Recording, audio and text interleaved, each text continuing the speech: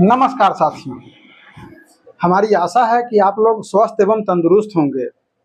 आइए हम लोग आज जानते हैं भंते शांति मित्र जी से, जो प्रतापगढ़ यूपी से हैं।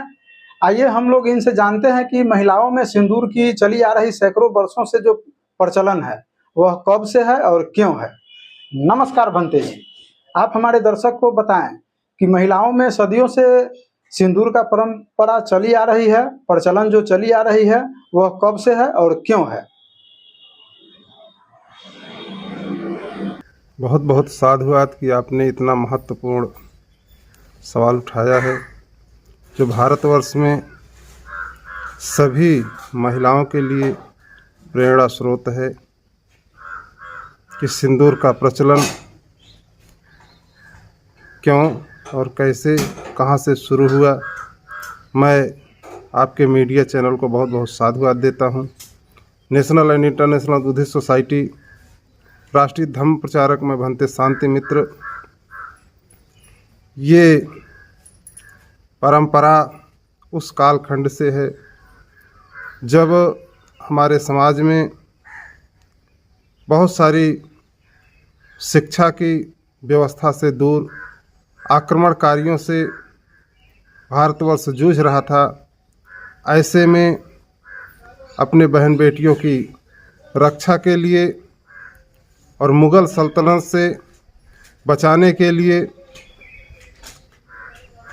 अपने बहन बेटियों को वो घरों में सुरक्षित रखने के लिए जब आते थे तो उनको देखते ही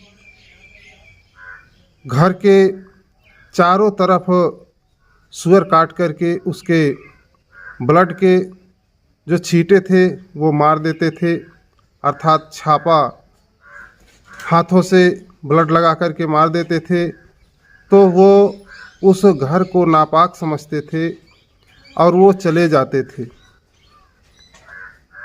और धीरे धीरे इसी प्रकार जब डोली में वो अपने ससुराल जा रही होती थी तो रास्ते में डोली लूटने का प्रयास करते थे, तो डोलियों पर भी इन खून के छापों को मार करके उनकी रक्षा और सुरक्षा करने का कार्य हमारे पूर्वजों ने किया।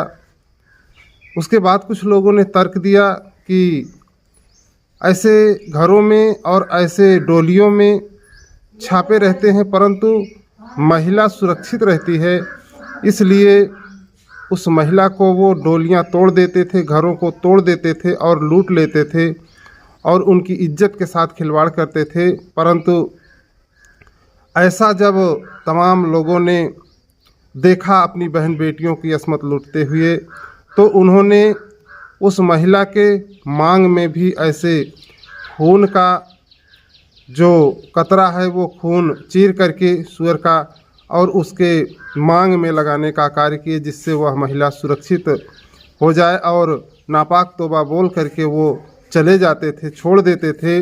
और यहीं से बाल विवाह का भी प्रचलन शुरू हुआ कि अपने बहन बेटियों की जब बचपन में शादियां कर देते थे तो वो उन्हें नहीं छूते थे, अर्थात नापाक बोल करके चले जाते थे। इस प्रकार हमारे समाज में जो सिंदूर का प्रचलन है वो धीरे धीरे शुरू हुआ, अर्थात ऐसे खून को रीति रिवाजों में बदल करके पुनः ये सिंदूर का प्रचलन प्रारंभ किया गया, जिसे हमें और हमारे समाज को कतई स्वीकार नहीं करना चाहिए, चूँकि परंपराओं में है, रीति रिवाजों में है और इसका प्रचलन करते हुए महिलाएं चली आ रही हैं। कहीं ना कहीं हम बुद्धिस्ट होते हुए भी ऐसे प्रचलन, ऐसे रीति रिवाजों का पालन करते रहे जो हिंदू धर्म का हिस्सा है, ऐसा कहा जाता है। तो हम उनके संस्कारों को यदि मानते रहेंगे तो हम चाह करके भी अपनी जो सामाजिक व्यवस्था है वो बदलने में कामयाब कभी नहीं हो सकते। इसलिए सामाजिक व्यवस्था परिवर्तन ये महापुरुषों की संकल्पना थी और बाबा साहेब अम्बेडकर खास करके वो अपने जीवन में तंग आकर के 13 अक्टूबर 1935 को उन्होंने कहा था कि मैं हिंदू धर्म में पैदा हुआ, लेकिन ये मेरे बस में नहीं था, लेकिन मैं हिंदू धर्म में मरूंगा नहीं, ये मेरे बस में है। और 14 अक्टूबर 1956 को अपने लाखों अनुयायियों के साथ बाबा साहेब अम्बेडकर ने विशाल धर्म परिवर्तन किया, जो विश्व का सबसे बड़ा धर्म परिवर्तन था।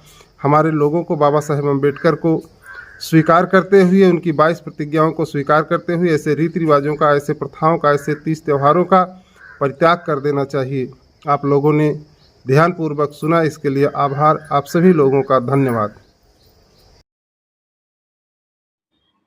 यह वीडियो आप लोगों को कैसी लगी, कृपया अपना अपना सुझाव कमेंट बॉक्स में कमेंट अवश्य लिखें, एवं वीडियो अच्छी लगी हो तो कृपया वीडियो को लाइक करें और ज़्यादा से ज़्यादा शेयर करें, जिससे और लोगों को भी जागृति मिले, जानकारी बढ़े। धन्यवाद।